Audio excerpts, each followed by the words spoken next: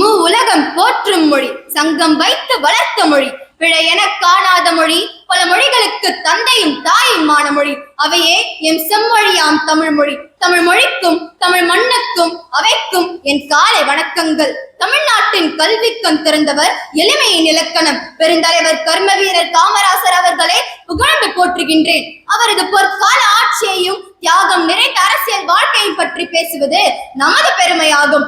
1903 June திங்கள் 15 விருதுநகரில் பிறந்த அவர் தம் இளம் வயதிலேயே தன் தந்தையை இழந்தார். குடும்ப சூழ்நிலை காரணமாக தன் பள்ளி படிப்பை முழுமையாக முடிக்கவில்லை. ஆனால் கல்வியின் மதிப்பை நன்கு உணர்ந்த அவர் பிற குழந்தைகள் கல்வி கற்றே ஆக வேண்டும் என்பதை தனது வாழ்நாள் லட்சியமாக கொண்டார். மகாத்மா காந்தியின் கொள்கையால் ஈர்க்கப்பட்டு பல முறை சிறை தண்டனையும் அனுபவித்தார் நம் பெருந்தலைவர் காமராசர். சத்தியமூர்த்தி போன்ற தலைவர்களுடன் இணைந்து காங்கிரஸ் கட்சியை மக்களிடம் கொண்டு சேர்த்தார். பதவியை துரத்துவிட்டு கட்சிக்காக உழைக்க வேண்டும் என்று காமராசர் தீட்டிய திட்டம் அரசியலில் பெரும் திருப்பு முனையை ஏற்படுத்தியது. சைமன் குழு எதிர்ப்பு, உப்பு சத்தியாகிரகம், வெள்ளையரை வெளியேறு போன்ற போராட்டங்களில் ஈடுபட்டு பல முறை சிறை தண்டனை அனுபவித்தார். சத்தியமூர்த்தியை தனது அரசியல் குருவாக ஏற்றுக்கொண்டார் நம் கருப்பு காந்தி. அவர் முதலமைச்சராக இருந்த போது அரசியல்வாதிகள் எந்த மாணவர்களுக்கு மருத்துவ சீட்டை கொடுக்கலாம் என்று ஆலோசித்தனர். அப்பொழுது காமராஜரோ சுமார் 10 மருத்துவ சீட்டை எடுத்துக் கொடுத்தார்.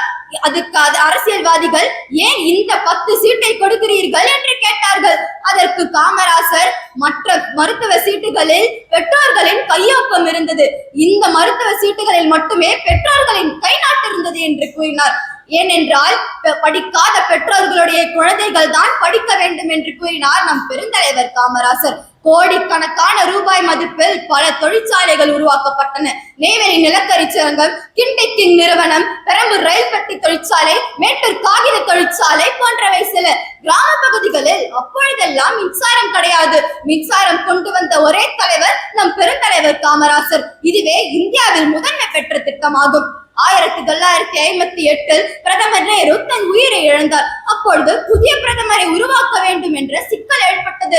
புதிய பிரதமரை உருவாக்கினால் தேர்தல் நடத்த வேண்டும், தேர்தல் நடத்தினால் போட்டி ஏற்படும், போட்டி ஏற்பட்டால் பிளவு ஏற்படும். ஆதலால் தேர்தலின்றி லால் பகதூர் சாஸ்திரியை தேர்வு செய்தார் நம் பெருந்தலைவர் காமராசர். பின் 1967 லால் பகதூர் சாஸ்திரியும் தன் உயிரை இழந்தார். மீண்டும் தேர்தலின்றி இந்திரா காந்தியை தேர்வு செய்தார் நம் பெருந்தலைவர் காமராசர். இது போல 2 பிரதமர்களை உருவாக்கின பெருமை நமது காமராசரையே போய் சேரும். அரசியலில் நேர்மை, எளிமை, தியாகம் ஆகியவற்றிற்கு எடுத்துக்காட்டாக அமைகிறார் நம் கருப்பு காந்தி. உயர்ந்த பதவியில் இருந்த போதும் ஆடம்பர வாழ்க்கையை விரும்பவில்லை. மக்களின் நலனே தனது நோக்கமாக இருந்தது.